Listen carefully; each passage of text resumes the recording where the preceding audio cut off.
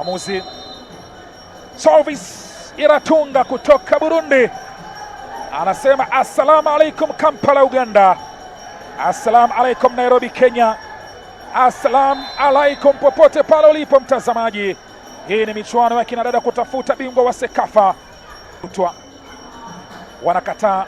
Kampala Queens inapenyezwa pasi Tourist Tone anakataa. Elizabeth Ochaka, kona ya kwanza ya mchezo wanaipata ni Kampala Queens. Game esose yetusambye ate nga tusamba omutegesi wao tebadde game nyangu kyenyizo gamba basambi baffe otuze mu first half bagezaawo kubanga basamba omupiira ne batasobola kusamba kyetusamba bulijjo naye bakomyewo mu second half ate bagezaako kusamba ate nga batumaze okunsiidinga.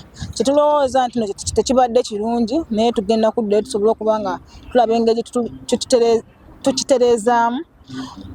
Nekyala tusobola kulowooza muno tuvudde mu competition kubanga game esoose sikyalina emipiira emirala ewaawo n'okulaba abalala bali mu bibinja ebirala bakoze batya kubanga tusobola okudda mu play.